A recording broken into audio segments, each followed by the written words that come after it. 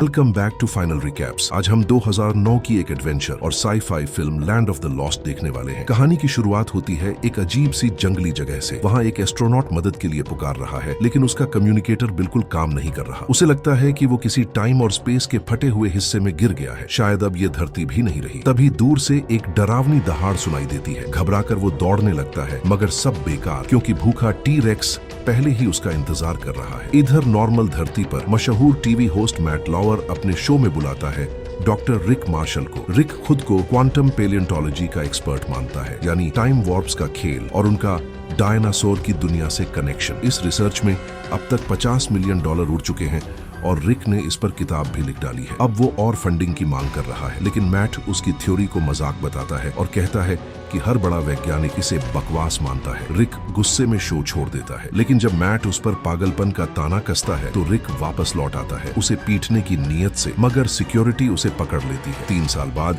रिक बच्चों के सामने टचियॉन्स पर लेक्चर दे रहा होता है। ये ऐसे स्पेटोमिक पार्टिकल्स हैं जो इतनी तेजी से चलते हैं कि टाइम में पीछे की ओर सफर कर सकते हैं। रिक ने एक मशीन बनाई है, टचियॉन एम्पलीफायर, जिससे सीधा टाइम के बीचों बीच जाया जा सकता है, जहां अतीत, वर्तमान और भविष्य तीनों एक साथ मिलते हैं। लेकिन बच्चे उसकी बातों में कोई दिलचस्पी नहीं लेते और बस फालतू सवाल पूछते रहते हैं। टीवी वाले कांड के बाद अब रिक के पास बस यही काम बचा है, म्यूजियम में बच्चों को पढ़ाना। मगर सब लोग उसे पागल नहीं समझते। एक रिसर्चर हॉली कैंट्रेल उससे मिलने आती है और बताती है कि वो वाकई जीनियस है। वो चाहती है कि रिक अपनी मशीन पूरी करे, क्योंकि उसकी थ्योरी बिल्कुल सही है। ये साबित करने के लिए हॉली एक पुराना फॉसिल निकालती है और उसमें छपा होता है एक आधुनिक लाइटर का निशान। हॉली रिक को बताती है कि उसे ये फॉसिल रेगिस्तान में मिला था, जहां चारों तरफ अजीब से क्रिस्टल थे जो बिल्कुल उसके गले की नेकलेस की तरह टैचियॉन एनर्जी छोड़ रहे थे। रिक फॉसिल को ध्यान से देखता है और अपना लाइटर उस इम्प्रिंट पर रखता है। वो बिल्कुल परफेक्ट फिट हो जाता है। इतने सालों से टूटी हुई उम्मीदें रिक के अंदर फिर से जग जाती हैं। अगले दिन सुबह हॉली फिर उसके पास आती है। रिक सोफे पर पड़ा है, मानो खाने के नशे से बेहोश हो। दरअसल उसने रात भर काम किया था और आखिरकार टचियॉन एम्पलीफायर बना लिया। ये उसने घर के सामान जोड़ जोड़ कर तैयार किया है, इसलिए डिवाइस के अंदर अब भी कुछ बेवकूफी भरे गाने और डेटा पड़े हैं। मगर रिक अब तक उसे टेस्ट करने की हिम्मत नहीं जुटा पाया। तब हॉली उसे उसी रेगिस्तान में ले जाती है जहां उसे फॉसिल मिला था। लेकिन वहां एक दिक्कत है, जिस गुफा में पहले वो खोजबीन करती थी अब वो टूरिस्ट अट्रैक्शन बन चुकी है। इसीलिए दोनों को गिफ्ट शॉप चलाने वाले विल स्टैंटन को पैसे देने पड़ते हैं ताकि वो अपनी राफ्ट से उन्हें अंदर ले जाए। गुफा को नकली मिथकों और डरावनी सजावट से भरा गया है, लेकिन रिक और हॉली को इसमें कोई दिलचस्पी नहीं। रिक को बस अपने टैचियॉन रीडिंग पर भरोसा है। जैसे ही रिक एम्पलीफायर ऑन करता है, अचानक जमीन कांपने लगती है और भूकंप सा माहौल बन जाता है। मशीन पानी में गिर जाती है और राफ्ट तेज धारा में खिंचकर गुफा के पीछे वाले हिस्से में पहुंच जाती है, जहां से एक चमकता हुआ गहराई वाला रास्ता खुल चुका होता है। तीनों उस तेज भंवर में फंस जाते हैं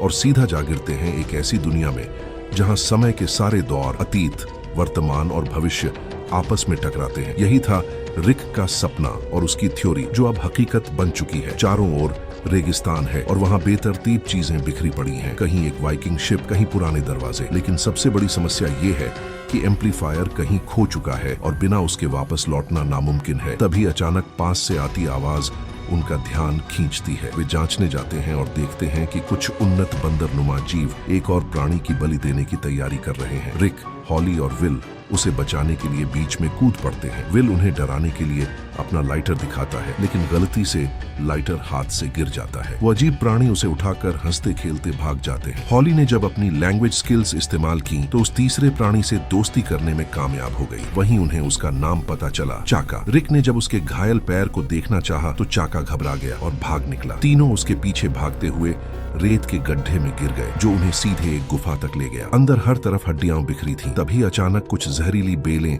पीछे से उन पर हमला करती हैं और उन्हें पकड़कर पेड़ पर लटका देती हैं। तीनों ने झूलते झूलते तने तक पहुंचने की कोशिश की, मगर तभी सामने से एक विशाल टी-रेक्स आधम का भूखा डायनासोर उन्हें निगलने ही वाला था, लेकिन झूलने की वजह से उसका निशाना चूक गया और उसने गलती से बेलों को ही चबा डाला। इससे तीनों नीचे गिर पड़े और तुरंत जान बचाकर जंगल की तरफ दौड़े। भागते भागते उन्होंने सबूत के तौर पर टी-रेक्स की एक तस्वीर भी खींच ली और पहाड़ की ओर भाग निकले। सामने चाका एक पुल पार कर रहा था और उसे तोड़ने की कोशिश में था ताकि डायनासोर उनका पीछा न कर पाए। तीनों जैसे तैसे भागकर पार पहुंचे। टी-रेक्स ने पहले तो पुल की पतली चौड़ाई देखकर पीछा छोड़ दिया, लेकिन जैसे ही रिक ने उसका मजाक उड़ाया और कहा कि उसका दिमाग अखरोट जितना छोटा है, डायनासोर भड़क गया और गुस्से में छलांग लगाकर पीछा जारी रख दिया। तीनों फिर से दौड़ते हुए एक संकरी गुफा में घुस गए जहां टी-रेक्स आ ही नहीं सकता था। हारकर वो लौट गया। विल को पूरा यकीन था कि उस जानवर की नजर सिर्फ रिक पर ही टिकी हुई है। हॉली ने मजाक में उसका नाम रख दिया, ग्रम्पी। गुफा के अंदर उन्हें इंसानों के कंकाल और उनका सामान मिला, जिसमें एक रिकॉर्ड प्लेयर भी था। यहीं उन्होंने रात बिताने का फैसला किया। हॉली की मदद से चाका ने अपनी कहानी सुनाई। वो अपनी जाति का राजकुमार है, लेकिन गद्दारी की वजह से अपना सिंहासन खो बैठा। उसका कहना था कि उसका असली गुनाह बस इतना है कि वो ज्यादा प्यार करता है, और गाँव वालों ने तो उसे सिर्फ इसलिए सजा दे दी क्योंकि उसने मजाक में कुएं में गंदगी कर दी थी। विल गुफा के बाहर कुछ बक्से लगाकर छिपना चाहता था, मगर रिक फिर वही ताना मारता है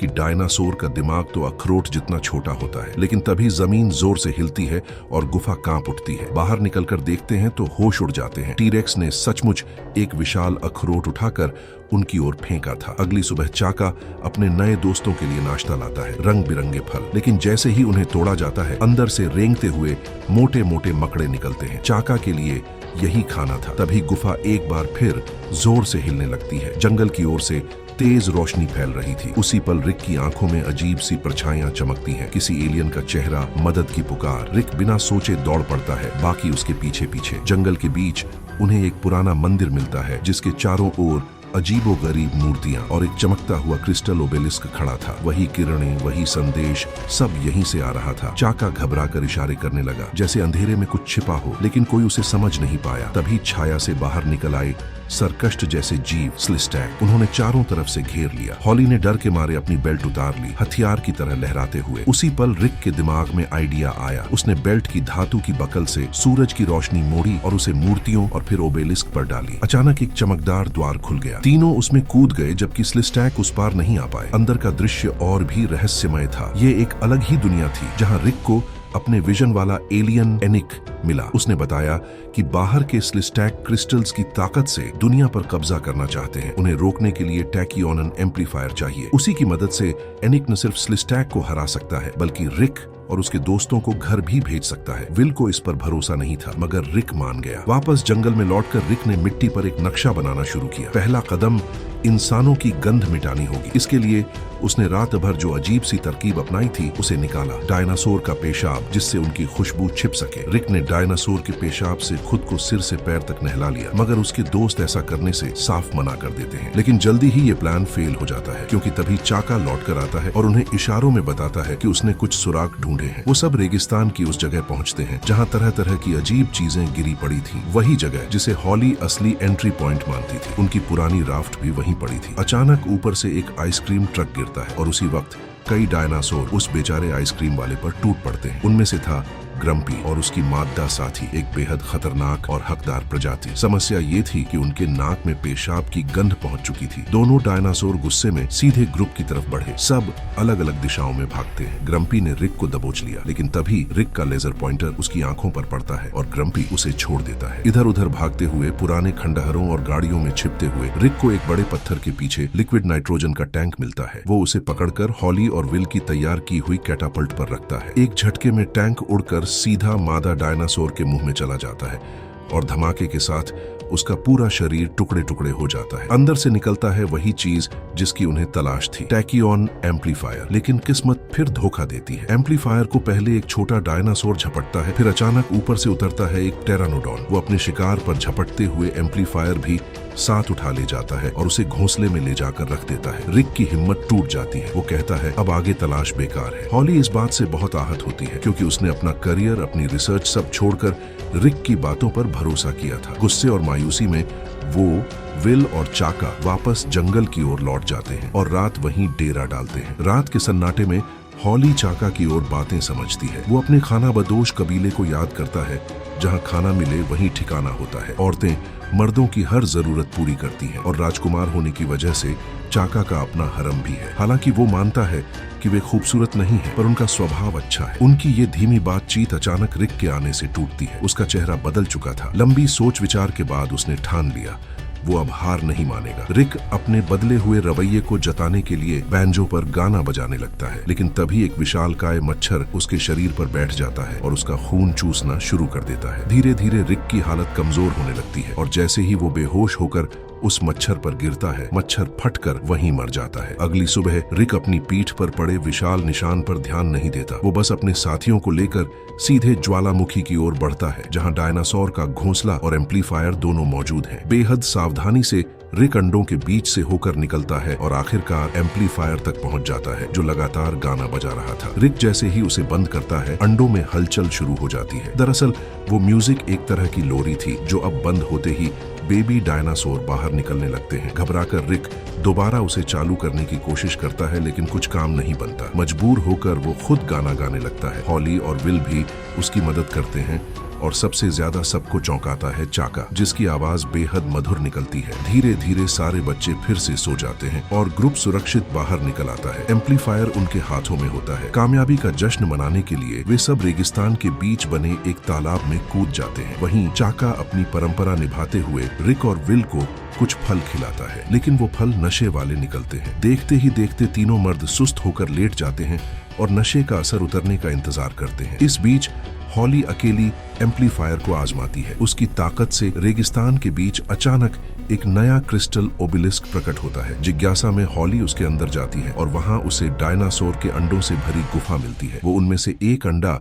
अपने पास रख लेती है। तभी उसे एक होलोग्राम दिखाई देता है, जो असली सच सामने लाता है। असल में एनिक ही असली गद्दार है, जो क्रिस्टल की ताकत सिर्फ अपने लिए चाहता है। हॉली भागकर अपने दोस्तों को ये बताने ही वाली थी कि तभी एक स्लिस्टैक आकर उसे पकड़ लेता है। उधर रिक और उसके दोस्त एक उबले हुए विशाल केकड़े का मजा लेते हुए गहरी नींद में सो जाते हैं। अगली सुबह जब उनकी आंख खुलती है तो हॉली गायब होती है। रिक चाका को खोजी मिशन पर भेजता है, जबकि वो और विल खुद ओबेलिस्क वाली गुफा की ओर निकल पड़ते हैं। गुफा के चारों तरफ स्लिस्टैक पहरेदार थे, जो इस वक्त अपनी खाल बदल रहे थे। रिक और विल उनकी उतारी हुई खाल उठाकर पहन लेते हैं, ताकि वे भी स्लिस्टैक जैसे दिखें। इस भेष में वे धीरे धीरे मंदिर के अंदर पहुंच जाते हैं, जहां हॉली को पिंजरे में बंद कर नीचे लावा की तरफ उतारा जा रहा था। वजह उसने एनिक की मदद की थी और तभी रिक और विल को सच्चाई का पूरा यकीन हो जाता है। एनिक ही असली खलनायक है। स्लिस्टैक रिक और हॉली को भी पकड़ने की कोशिश करते हैं। तभी रिक तेजी से हॉली के पिंजरे पर कूद जाता है और उसे झुलाने लगता है। पिंजरा इधर उधर झूलते हुए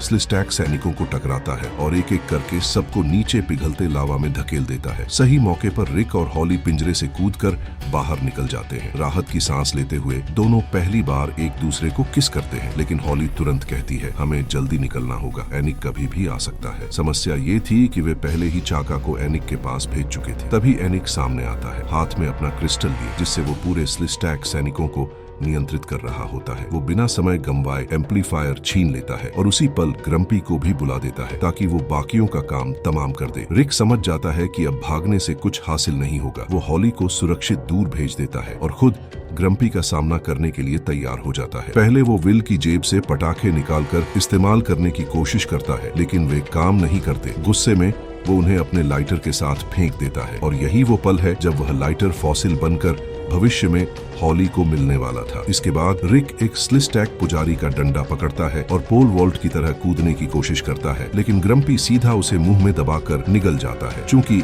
रिक ही उसका असली निशाना था, ग्रम्पी बाकी लोगों को छोड़कर चला जाता है। अब मंदिर पर स्लिस्टैक वापस कब्जा कर लेते हैं। एनिक ओबेलिस्क के भीतर घुसकर एम्पलीफायर से क्रिस्टल्स को सक्रिय करने लगता है, ताकि पूरी ताकत उस पर आ जाए। दूसरी तरफ हॉली और विल पूरी कोशिश करते हैं, लेकिन दुश्मनों की भीड़ उन पर भारी पड़ रही थी। तभी अचानक एक जोरदार धमाके के साथ मदद आती है। रिक वापस लौट आया है और वो भी ग्रम्पी की पीठ पर सवार होकर। दोनों मिलकर दुश्मनों का सफाया कर देते हैं। हॉली और विल हैरान होकर पूछते हैं कि वो जिंदा कैसे बचा। रिक हंसते हुए कहता है, ग्रम्पी ने मुझे बाहर निकाल दिया और हाँ, जाते जाते मैंने उसकी आंतों की रुकावट भी साफ कर दी। अब ग्रम्पी उसका दोस्त बन चुका था। टीम ओबेलिस्क पोर्टल के अंदर पहुंचती है और देखती है कि एनिक पहले ही धरती के लिए टाइम रैप खोल चुका है। रिक बिना सोचे उस पर झपटता है और उससे भिड़ जाता है। विल मदद करने दौड़ता है, लेकिन गलती से क्रिस्टल ट्रे टकरा देता है और एक क्रिस्टल टूटकर बिखर जाता है। पोर्टल अचानक बंद होने लगता है। उसी वक्त रिक तुरंत फैसला करता है और हॉली की गर्दन से उसका क्रिस्टल वाला नेकलेस निकालकर टूटा हुआ क्रिस्टल बदल देता है। दरवाजा खुलते ही रिक और हॉली भागकर उसमें घुस जाते हैं, लेकिन एनिक ने विल को पकड़ लिया। तभी चाका उसकी मदद करता है और दोनों मिलकर कुश्ती वाले मूव से एनिक को दबोच लेते हैं। विल अपने दोस्तों से कहता है कि वो बिना उसकी चिंता किए धरती पर लौट जाएं। उसे तो वैसे भी धरती पर कोई खास जिंदगी नहीं मिली थी, इसलिए अब वो यहीं चाका के साथ नई शुरुआत करेगा। रिक और हॉली पोर्टल से गुजरकर सीधे रेगिस्तान की उसी टूरिस्ट गुफा के बाहर पहुंचते हैं जहां से उनका सफर शुरू हुआ था। उधर चाका विल को अपनी ट्राइब से मिलाने ले जाता है, जहां वे औरतें जिन्हें विल पहले बदसूरत कहता था असल में इंसानों जैसी ही खूबसूरत निकलती हैं। विल अब खुशी खुशी उनके बीच शामिल हो जाता है। एक साल बाद रिक फिर टीवी पर आता है, इस बार अपने पुराने दुश्मन मैट लाउर के सामने अपनी जीत दिखाने। हॉली लाया हुआ डायनासोर का अंडा सबको दिखाता है और अपनी नई किताब का प्रमोशन करता है जिसका नाम है मैट लाउर कैन सक इट। गुस्से में मैट उस पर झपट पड़ता है और लाइव शो में हाथापाई हो जाती है। शो के बाद अंडा स्टूडियो की टेबल पर रखा होता है, तभी अचानक उसमें दरार पड़ती है। सबको लगता है इसमें से डायनासोर निकलेगा, लेकिन अंदर से एक नन्हा स्लिस्टैक बाहर आता है और यहीं कहानी खत्म होती है रहस्यमयी अंदाज में।